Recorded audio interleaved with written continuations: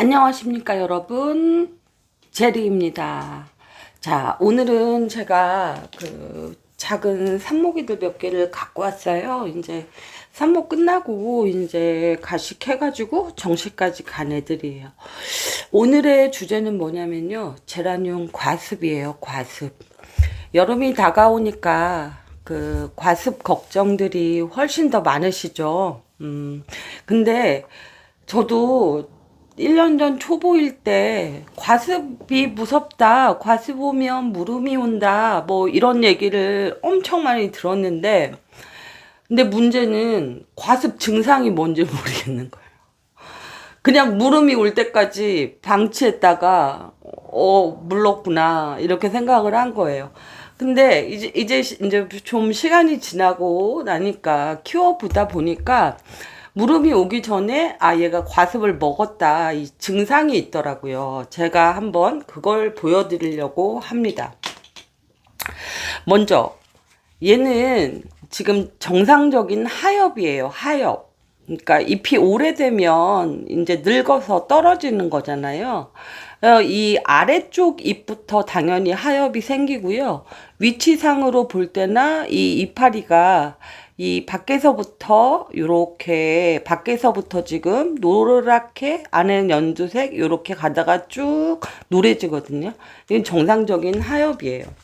이제 2단계를 거치고 나면 얘처럼 이제 탈각하는 잎이 나오게 되죠. 이렇게 하엽이 나오게 됩니다.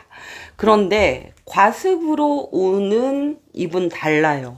자, 제가 봤을 땐 얘가 지금 과습 먹었습니다. 얘 누구냐면 다이너스티 다지인데요. 자, 잎의 위치를 보세요. 밑에 아래쪽 잎인가요? 아니죠. 상부 탑 쪽의 잎이 갑자기 노래졌어요. 그리고 제가 그동안 봐온 증상으로는 이렇게 천천히 가장자리부터 노래지는 게 아니라 갑자기 어느 순간 뿅 하고 다 노래져요. 멀쩡했던 잎이요. 이게 과습의 증상이더라고요. 근데 초보자들은 이걸 모르잖아요. 그럼 여기다가 또 물을 계속 줘. 잎이 왜 노래졌지? 잘라내고 또 물을 줘. 또 물을 줘. 그러면 이제 과습으로 애가 마트에 가가지고 물을 마서 이제 가시는 거죠. 교주님 장례식 치러야 됩니다. 자, 이게 과습의 증상이에요. 그러니까 정상적인 하엽 아래 위치가 아니라 이 윗부분에서 갑자기 순식간에 하루 이틀 사이에 노란 잎이 뿅 하고 생기는 거. 그러면 얘는 과습 먹었다. 이거를 의심을 해봐야 돼요. 자, 그리고 또 이 단풍이라는 게 있습니다. 얘 지금 굉장히 이상하죠. 근데 죽은 거 아니에요. 이게 단풍이 든 거예요. 이제 가을쯤 되면은 일교차가 굉장히 심해지잖아요. 응? 낮하고 밤에 온도차가, 기온차가 심해지면 얘네들도 단풍이 들어요. 단풍이 들 때는 이렇게 울긋불긋 노랗게 이게 이렇게 됩니다. 이렇게 제라늄 잎이 이렇게 돼요. 이거 단풍이에요. 그래서 지금 저는 얘는 그냥 지금 저희 집 옥상 애들이 다 단풍 들어서 난리가 났거든요. 근데 조금씩 회복 중이에요. 근데 이거를 한 번에 다 안 딴 이유가 그래도 광합성 할 잎을 좀 남겨놔야 되지 않습니까? 그래서 안 따고 그냥 뒀던 건데요. 이게 달라요. 여기 보면 탑 부분은 멀쩡한 거 보이시죠? 이건 이상이 없는 거예요. 이제 잘 살고 있는 거라고 생각하시면 됩니다. 자, 그러면, 내 제라늄이 지금 과습 먹은 것 같아. 그러면 이제 큰일 나잖아요. 이거 어떻게 해야 돼? 어떻게 해야 돼? 자, 과습이 너무 심하다. 얘는 지금 조금 심한 거예요. 지금 한 3개, 3장 정도가 먹었거든요. 자, 이렇게 심하다. 그리고 이게 정말 귀한 모종이어가지고 내가 얘가 잘못되면 정말 안 된다. 하나밖에 없는 모종이다. 이렇게 싶을 때, 그럴 때 쓰는 방법. 뽑아야 돼요. 자, 지금 흙이 축축하죠? 영상으로 보시기도 축축하죠? 그런 다음에 흙가리를 해주는 겁니다. 이건 진짜 심할 때 이제 하는 방법이고요. 그러니까 여기 있는 흙을, 축축했던 흙을 다 털어내고 이제 새 상토로 바꿔주는 게요. 이게 첫 번째 방법이에요. 두 번째 방법은 요렇게 해놓고서 서큘레이터 같은 거 이렇게 좀 한 몇 시간 틀어주고서 요걸 그냥 말리세요. 그렇게 하는 방법이 있어요. 자, 근데 이거는 진짜 심했을 때 하는 방법이에요. 왜냐, 뿌리가 이게 바깥으로 노출되면 이 식물한테 스트레스가 되거든요. 화분갈이 할 때마다, 분갈이를 할 때마다 애들이 몸살 앓는 애들 많잖아요. 달렸던 꽃대도 죽어버리고 피지도 않고 막 이렇게 되잖아요. 그러니까 이거는 정말 급할 때 쓰시는 방법이에요. 그러면 저는 이제 보통은 어떻게 하냐.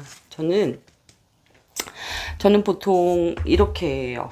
자, 저는 이 과습 관리용으로 이렇게 마른 상토만 넣어 놓은 요런 바구니를 하나 갖고 있어요.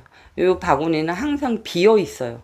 그래서 이제 봤는데 이 과습이 좀 먹은 것 같은데, 아니면 물을 오늘 너무 과하게 준 것 같은데, 그럴 때는 이 마른 상토 위에다가 얘를 이렇게 그냥 둡니다. 그러면 어떻게 되게요?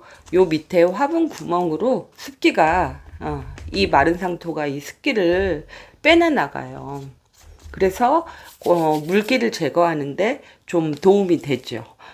요 방법으로 저는 거의 관리를 하고, 얘는 지금 과습을 먹긴 먹었는데 뭐 제가 그렇게까지 이제 막 아주 귀하게 다루는 모종은 아니어가지고 그냥 이 상태로 두고 있습니다. 자, 여러분들한테 오늘 과습 먹었을 때 어떻게 관리하느냐, 이제 그걸 말씀을 드렸고요. 사실은 이제 직장을 다니시는 분, 저처럼 직장을 다니신 분들은 아침에 물 주는 게 굉장히 쉽지가 않아요.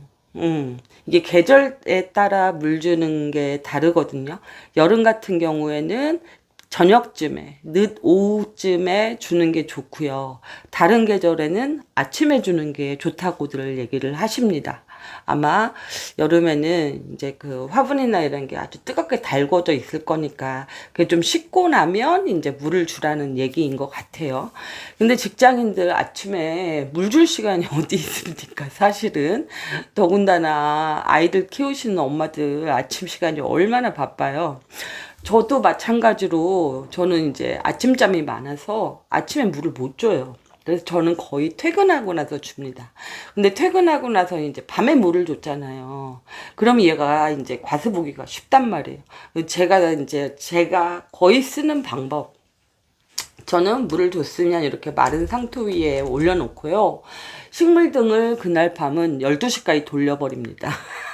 그러니까 제가 물을 예를 들어 퇴근하고 7시에 줬잖아요. 그러면 5시간 정도는 광합성을 엄청 시켜가지고, 야, 빨리빨리 그 증산작용 해가지고 물기 빨리빨리 내보내 하고, 식물등을 그냥 저녁에 물 준 날은 식물등을 오래 가동시키는 거. 그렇게 관리해도 과학적인, 이론적으로는 사실은 맞는 논리예요. 아침에 주라는 게 햇빛으로 이제 그 식물의 광합성을 빨리 할 때, 그때 주라는 얘기거든요. 근데 저에게는 식물등이 있잖아요. 그러니까 식물등을 뭐 12시, 1시까지 그냥 켜서 얘가 좀 증산작용을 더 오랫동안 할 수 있도록 그렇게 관리를 하고 있습니다. 그리고 서큘레이터는 사실은 저는 겨울 말고는 쓰지 않아요. 왜냐면 지금 제가 방에 갖고 있는 제라늄 선반들이 창문 바로 앞에 붙어 있거든요. 그래서 그냥 창문을 열어 놓으면 자동적으로 환기가 되고요. 뭐 옥상에 있는 애들이야 뭐 자연 통풍이 너무 잘 되니까 걱정할 일이 없고요. 그래서 제 생각에는 과습 때문에 서큘레이터를 돌린다라기보다 그거는 그렇게 크게 효과 없는 것 같아요. 차라리 식물등을 좀 세게 오래 트시고, 그리고 제가 지금 한 것처럼 이렇게 마른 상토 위에 두시면 됩니다. 그걸로도 나는 불안해서 도저히 안 되겠어 하면 말씀드린 대로 요렇게 한 다음에 서큘레이터 몇 시간 돌리세요. 식물등 밑에서.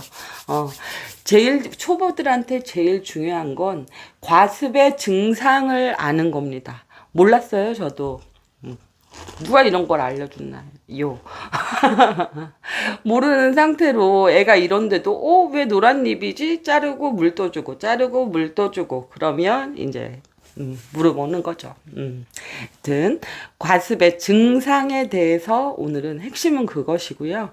여러분들도 혹시 그런 아이가 있나 좀 찾아보시면 좋겠습니다. 자, 오늘은 이상으로 마치겠습니다. 와, 행복한 제라교회 교인으로서 오늘도 하루 종일 제라늄 교주님을 모시면서 보냈습니다. 너무너무 행복합니다. 할렐루야입니다.